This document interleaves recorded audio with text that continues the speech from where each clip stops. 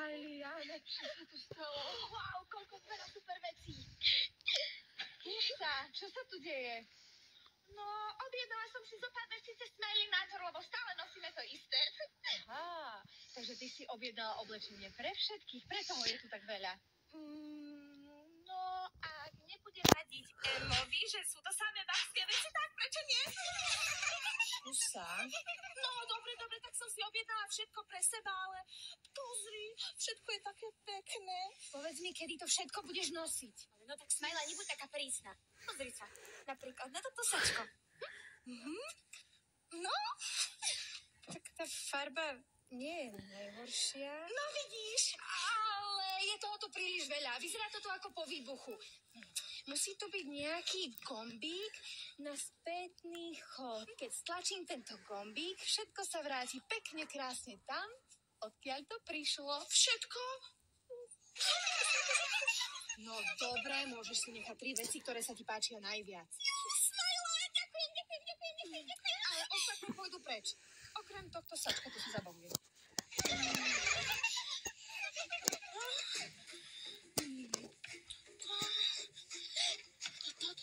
Toto určite.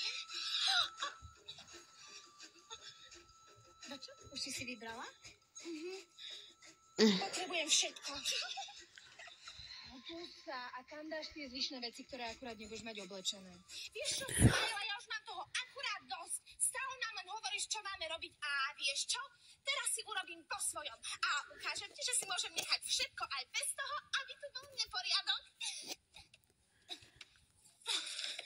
A to urobíš ako? Oblečiem si všetko naraz. Ako chceš.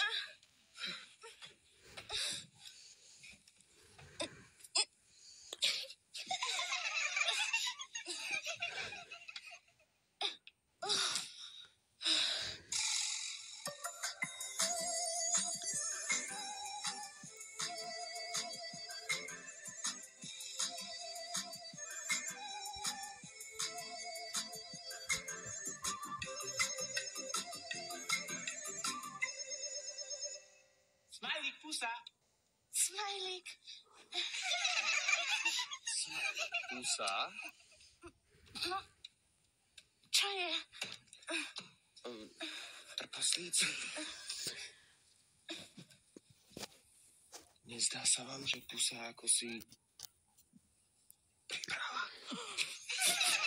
No, je akási iná. Ako pusa?